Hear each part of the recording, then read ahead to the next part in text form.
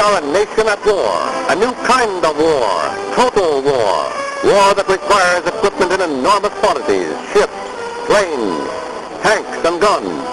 Quantities never dreamed of before. We must keep this ever-increasing flow of equipment moving in a steady stream to our men on the firing line. We are on the spot. Whether we work in a large plant with 1,000 or more employees, or in one with just a few, we all have a spot to fill in turning out a completed job. It takes about 11 workers on the production line to keep one soldier, sailor, or Marine fighting on our far-flung battle line. We are the men behind the guns, and we all have an important job to do, no matter how small it seems.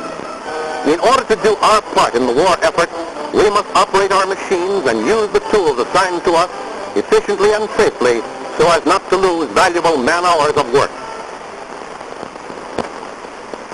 There is a very close relationship between the existing urgent need for speed in production and the urgent necessity for maximum safety. We must fight with everything we have, every bit of manpower and woman power capable of being utilized, working without loss of time through accidents. The employer has the primary responsibility in safety. He must prevent industrial accidents and diseases by providing a safe, healthful plant, safe machinery and equipment to work with. But that is not the whole story. The worker has a share in this responsibility, and his share is just as important. More than 10 million persons have recently entered industry for the first time, men and women of all ages, working with unfamiliar tools and machines where certain fundamental principles of caution and safety are necessary to avoid injury to themselves and others. Working safely requires just common, ordinary horse sense, paying attention to work, and obeying instructions no matter what the job. Here are some simple, safe practices to follow. First, be sure you understand the proper and safe way to perform the work given you. If in doubt, ask your superior. You won't lose your job if you ask questions if you're thinking the right way. And the right way to think is how to get work done promptly, efficiently, and safely. Take good housekeeping, for instance.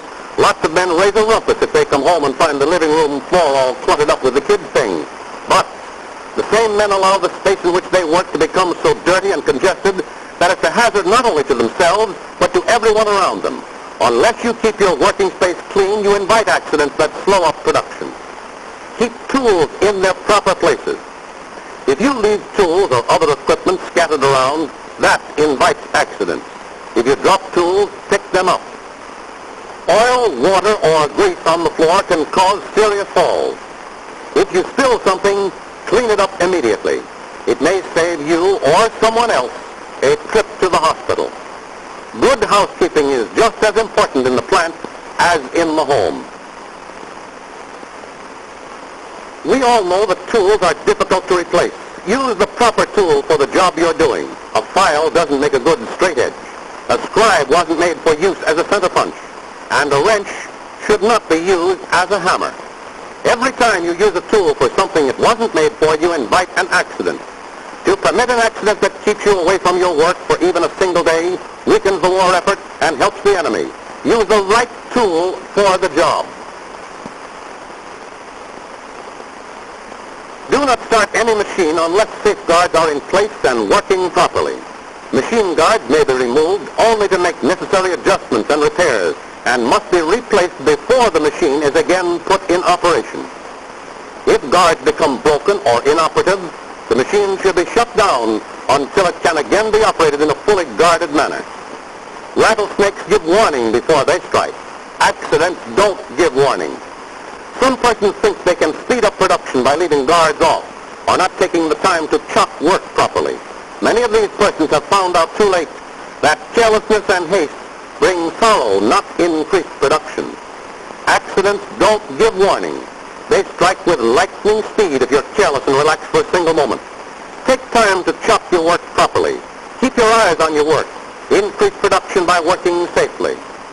The loss of your sight through carelessness or negligence deserves no pity. Most eye injuries can be prevented.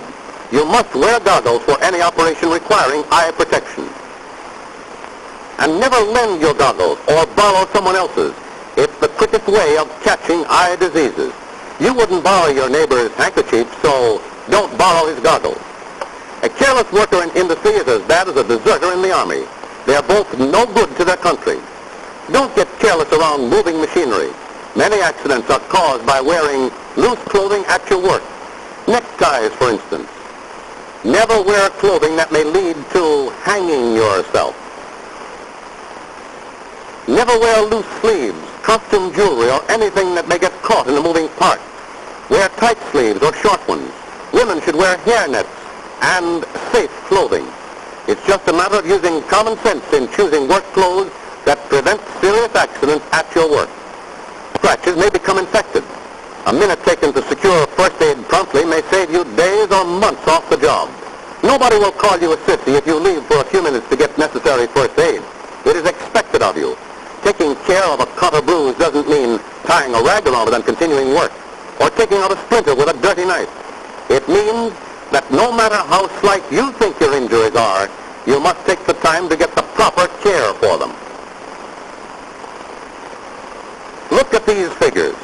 250 million man-days lost through plant accidents. This time lost would be sufficient to build any one of the following: 20,000 large bombers, or 100,000 fighter planes, or 260,000 light tanks, or 500 destroyers, or 60 battleships. Think what the men at the front could do with that much equipment.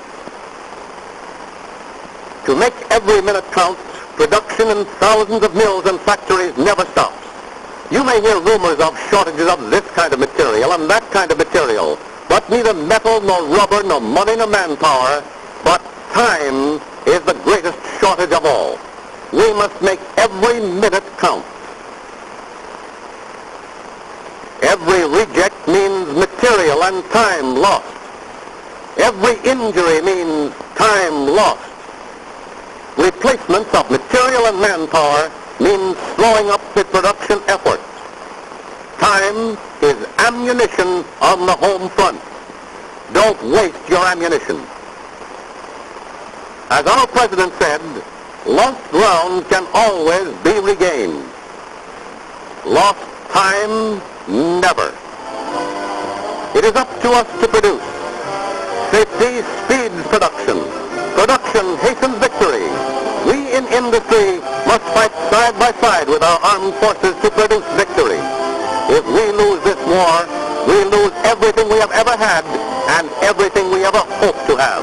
We cannot lose it, and we will not lose it.